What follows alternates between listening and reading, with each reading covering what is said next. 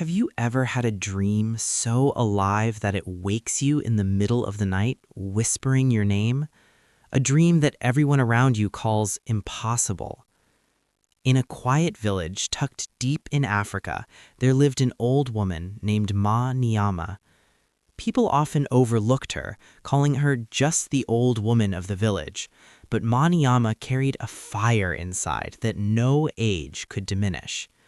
She had spent decades singing to herself, soft, soulful songs that echoed through the night when the world was asleep. Not for fame, not for applause, just for the music that lived in her soul. One evening, while she rested near the small fire outside her hut, a voice from the village radio pierced the quiet. Grammy Awards 2026, nominees announced. Her heart skipped. She had heard of the Grammy Awards as a child, stories of grand stages, bright lights, and voices that the world remembered forever. She had never imagined she would care about such things. But now, the thought took root. She whispered to herself, "I don't need to win, I just want to see it once with my own eyes." The villagers, passing by, overheard her and laughed softly. "You, Maniama, at your age, going to a Grammy?" She smiled softly and looked up at the stars, letting the firelight dance across her weathered face. "Maybe dreams don't have age. Maybe they just need someone brave enough to follow them," she murmured. And with that, her journey quietly began. If you want to follow Maniama's incredible journey, don't forget to like and subscribe to our channel for the full story. Ma Nyama continued her nightly songs, and yet something had changed. Every note she sang now carried a weight of urgency, a longing that had never existed before. The children in the village, curious, would sometimes stop to listen, mesmerized by her voice. Even the elders, who had long ignored her, felt a strange pull, an almost unexplainable respect for this old woman whose dreams suddenly felt larger than life. She began to write small verses on scraps of paper, piecing together a song she could one day perform in front of people who had never heard her voice. A young boy, Kofi, often watched her from a distance. He had never heard music like this. One night, gathering courage, he stepped forward. "Maniama, why do you sing these songs at night?" he asked. She paused, looking down at him. There was sadness, pride, and a flicker of hope in her eyes. "Because only the night listens, little one," she replied softly. Something about her answer stuck in Kofi's mind. He felt that her music wasn't just sound, it was history, a story, a life waiting to be recognized. The next morning, Kofi found an old, shaky smartphone in the village school and decided to record Ma Nyama's singing. He did it secretly, careful not to disturb her routine. By the evening, he had uploaded it online, not expecting much. It was just an old woman singing in the shadows of a tiny village. But the video traveled faster than he could imagine. Comments started trickling in. Her voice, it feels like it's telling a story centuries old. This is the purest sound I've ever heard. Ma Nyama had no idea the world was beginning to listen.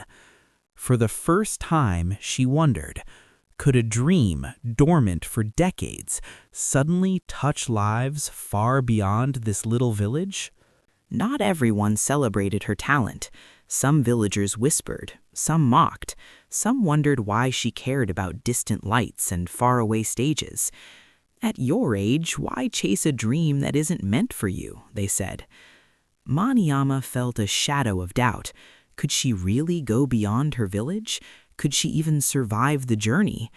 Yet each night, as she sang under the stars, a quiet determination grew stronger than fear. Her voice became a bridge between the world she knew and the world she dared to dream of. "I may be old," she thought, "but my voice remembers everything I am."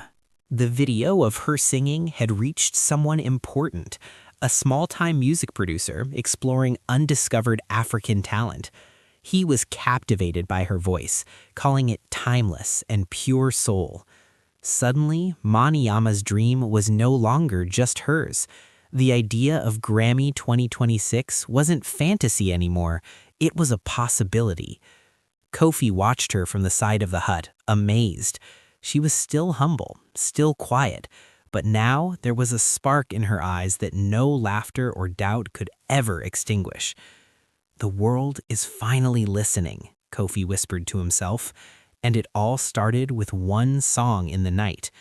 Her journey had begun in silence, but now the first whispers of recognition promised that nothing would ever be the same again. The days passed, and Ma Niyama's voice grew stronger.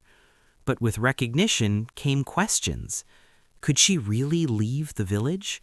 Could she survive the journey to a world she had never touched? She walked through the narrow dirt paths of the village, the sun casting long shadows, her simple dress brushing against the earth. Every step reminded her of the decades she had spent in silence, her songs echoing only for the night. At the river, she paused, watching the reflection of the sky in the water. She remembered her youth, the faces of friends long gone, the songs she had sung for love, sorrow, and celebration.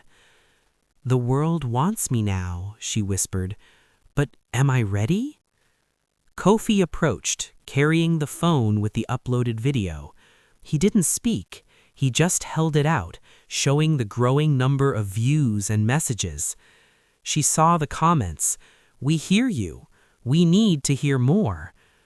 It struck her that the dream she had carried alone for decades was no longer hers alone. It had become a song for the world. Not everyone in the village supported her. Some elders shook their heads. "Ma Niyama, you're too old. Dreams like this are for the young." Others whispered behind her back, "She's chasing a fantasy. She'll embarrass herself." Even family members worried. Her weak body, the long travel, the strange unknown world, it all seemed impossible.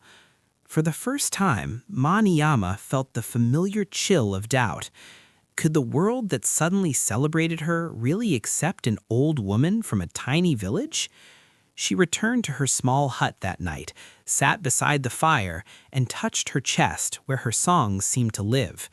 She closed her eyes and remembered the reason she had started singing so many years ago. Not fame, not recognition, just pure expression. "If I stop now, I will never forgive myself," she said softly. Her voice, quiet but steady, rose into the night. Even the doubters outside paused to listen, as if the wind itself carried her courage. Word spread beyond the village quickly. The video had reached small-time music producers and journalists exploring raw, undiscovered talent. One afternoon, a letter arrived. Simple paper, folded neatly, bearing a seal. "We have heard your song. We would like to meet you. There may be a way to reach Grammy 2026. Ma Niyama stared at the paper. Her hands trembled, her heart raced. The possibility of leaving the village, of stepping into a world so unfamiliar, terrified her, but also awakened something she hadn't felt in decades: hope with wings. She called Kofi over. Together, they planned the journey, not in detail, but in the courage it required to even attempt it. The sun dipped behind the trees, painting the village golden, and as Ma Niyama sang that evening, the words carried a new rhythm, a pulse of determination that seemed to ripple beyond the village boundaries. That night, Ma Niyama could not sleep. She sat under the open sky, her body hunched but her spirit untamed. The stars above seemed brighter than usual, as if the universe itself was listening. She remembered the decades of songs sung only to the night, the empty chairs, the forgotten festivals, and the silent nights when no one heard her voice. Would the world understand me? She whispered to the darkness. Would they hear the life in these songs, the years of hope and struggle? Kofi brought her a cup of warm tea and sat quietly beside her. He didn't need to ask questions. The silence was enough. In that quiet, Maniyama realized something important. It wasn't the Grammy stage that mattered. It was the journey, the courage to be heard, and the decision to step forward despite fear and doubt. And somewhere deep inside, a fire ignited, stronger than ever. The next morning, word arrived. A small producer wanted to visit the village. They wanted to record Maniyama professionally, to capture the essence of her voice before the journey began. The villagers gathered, curious and hesitant. Some clapped quietly, others shook their heads, murmuring doubts. Maniyama stepped forward, her simple dress flowing in the soft morning light, and sang. Every note carried decades of memory, loss, hope, and resilience. The producer listened in silence, captivated. He whispered to his assistant, "This is not just talent. This is history, emotion, life itself." For the first time, Maniyama saw the power of her voice reflected in another person's eyes. She realized the Grammy wasn't just a stage, it was a symbol, a chance to bring a lifetime of songs to the world. And as she sang, she understood that recognition had already begun, not because of fame, but because her voice had finally been heard. The producer stayed in the village longer than expected. He didn't rush Maniyama. He didn't interrupt her songs. He listened the way people used to listen before music became noise. One afternoon, as the sun softened and shadows leaned across the ground, he asked her a simple question. "Why did you never leave this village before?" Maniyama didn't answer immediately. She stared at the dust beneath her feet, then at her hands, hands that had worked fields, carried water, buried loved ones, and held onto songs when nothing else remained. "I was afraid," she finally said, "not of failing, but of being seen." The producer nodded. He understood that kind of fear. That night, alone again, Maniyama felt memories rise, not regrets, reminders. She remembered moments when she could have gone, could have tried, but chose safety instead. The weight of those choices pressed gently on her chest. This time, the past wasn't returning to stop her. It was returning to ask, "What will you do differently now?" Recognition brought energy, but it also brought exhaustion. Maniyama's body began to protest. Her knees ached, her breath shortened. Some mornings her voice felt trapped behind pain. The village healer warned her gently, "You have lived many years. Do not spend the last of them chasing something too heavy." That night, she tried to sing and failed. No sound came out. The silence terrified her. She sat there, staring at the fire, realizing something powerful. Dreams don't ask if your body is ready. They ask if your spirit still is. She rested. She listened. She waited. And when her voice finally returned, softer, rougher, but honest, she knew something had changed. This wasn't about proving strength anymore. This was about truth. The producer made an offer.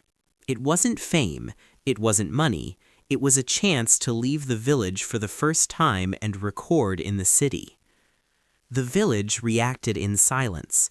Some were proud, some were afraid, some quietly hoped she would say no, because her leaving meant things were changing. That night, Ma Niyama walked the village path slowly, touching the walls, the trees, the earth beneath her feet. She whispered, "This place made me, but it is not all I am."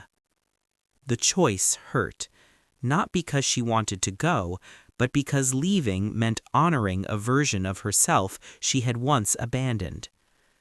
Before sunrise, she packed only what mattered: her clothes, her songs, her courage. The city was loud. Too loud. Cars, voices, buildings taller than trees, lights that never slept. Ma Niyama felt small, smaller than she ever had in the village. Inside the studio, she stood frozen. The microphone felt foreign. The silence before singing felt heavier than the noise outside. She almost turned away. Then she closed her eyes and remembered the night sky back home. She sang, not to impress, not to perform, but to survive. When she finished, no one spoke for a long moment. The producer finally said, "This voice doesn't belong to trends. It belongs to time." For the first time, Ma Niyama believed she wasn't chasing something impossible. She was simply arriving late, and that was okay. That evening, alone in the city, Ma Niyama looked out of the window at lights stretching endlessly. She thought of Grammy 2026, not as a stage, but as a symbol of being heard, of being counted, of not disappearing quietly. She whispered to herself, "I am not here to win. I am here to exist loudly." Back in the village, Kofi listened to her old recordings and smiled. Her voice hadn't changed, only the world around it had. And somewhere between the village soil and the city lights, Ma Niyama understood the truth. Dreams don't wait for permission. They wait for courage. The city had opened its doors, but it had also opened a new kind of pressure. People were watching. People were waiting. Some whispered, some admired, some doubted. Ma Niyama felt the weight of expectation pressing against her chest like a storm cloud. She wasn't a young singer anymore. She was someone who had lived through decades of silence. Now the world wanted a performance, a polished version of her songs. Sitting alone in the studio, she closed her eyes and let the quiet wash over her. Every note she sang had a story, a memory, a loss, a joy, and she knew she couldn't trade them for applause. "If I sing what they want, I lose myself," she thought. "If I sing what I am, they may not understand." The choice was hers, and for the first time, she understood that expectation was not a guide. It was a mirror reflecting her courage back at herself. The lights and sounds of the city never stopped. Streets buzzed, cameras clicked, voices carried. But at night, Ma Niyama closed her eyes and returned to the village in her mind. The fire in front of her hut, the river where she had rested, Kofi's curious eyes, the children who had stopped to listen, even the doubting elders who had once laughed. She remembered the smell of earth after rain, the way the wind whispered through the trees, and the quiet nights where only her voice existed. "This is why I sing," she whispered. "Not for the stage, not for the world, for the life I lived and the songs I survived." And in that memory, she found clarity. Her voice was not a performance, it was proof. Proof that dreams, even long delayed, could still breathe. Word of her recordings began to spread. Journalists, music critics, and fans discovered the video. They described her voice as timeless, raw, soulful. Suddenly, people were reaching out from all corners of the world. Invitations, messages, and letters poured in. Ma Niyama's song was no longer just hers. It had become a story for everyone who had ever dreamed quietly. But recognition was strange. Some praised her, some doubted her. Some asked if she even deserved a Grammy nomination at her age. She thought about all the years she had waited in silence, and she realized it wasn't about their approval. It was about being heard. "If my voice reaches just one person who remembers hope," she whispered, "then every lonely night, every unseen song was worth it." A message arrived, an invitation to the Grammy Awards 2026 stage, the moment she had dreamed of for decades. But the journey was not simple. Flights, schedules, unfamiliar people, cameras, and scrutiny. Her body was tired. Her heart raced. Could she endure this world beyond the village? Kofi looked at her, his young eyes full of admiration and worry. "You have already done more than anyone could imagine," he said. "But the choice is yours." That night, she sat by the window, gazing at the city lights, and whispered to herself, "It's not about winning. It's about stepping forward, even when everything inside me doubts I can." For the first time in decades, fear and courage lived side by side in her chest. The next morning, Ma Niyama stepped out into the world beyond her village for the first time.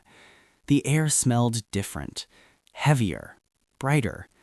The city rushed past her, indifferent to her age, her history, her songs.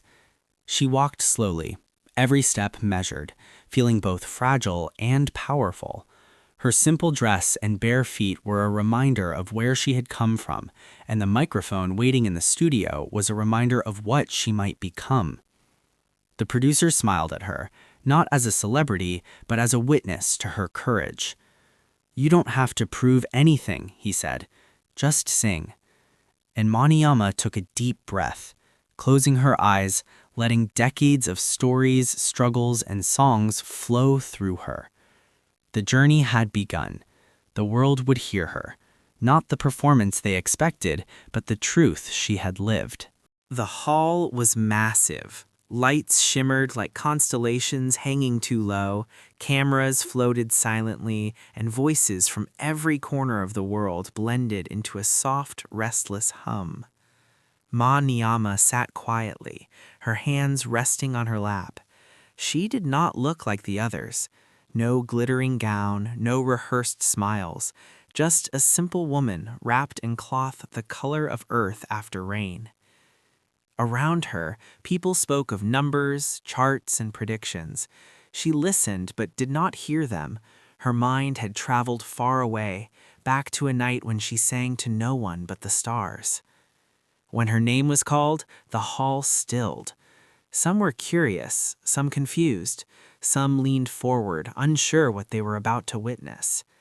She walked slowly to the stage. Each step carried decades, lost youth, unshared songs, silenced dreams. She stood before the microphone and closed her eyes. No music began, no instruments followed, just her voice, raw, steady, unapologetic. She sang of women who worked until their hands cracked, of children who dreamed while carrying water, of time that steals nothing except fear. Her voice did not try to impress. It testified. And something extraordinary happened. The hall forgot itself. People stopped watching and started listening, not as judges, not as critics, but as humans.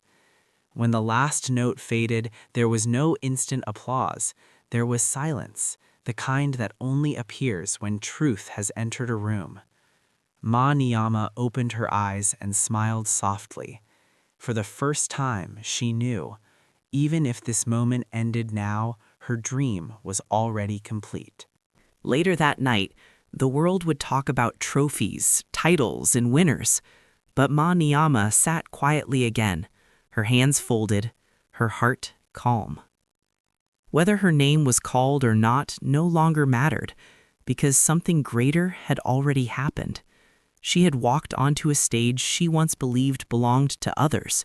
She had sung a song the world did not expect, and the world had listened. Back in her village weeks later, the fire burned again. Children gathered, elders sat close. The night air carried her voice just as it always had. But now, something was different. A young girl asked, "Is it ever too late to dream?" Ma Niyama smiled, her eyes reflecting the firelight. "A dream does not grow old," she said gently. "Only people give up on it." She sang again, not for cameras, not for awards, but for the same reason she always had, because her voice was her truth. And somewhere, far beyond the village, beyond the city, beyond the Grammy stage, her song continued to travel, reminding the world that greatness does not ask for permission, and dreams do not expire. The story did not end with an award, it ended with courage. And that was the real victory.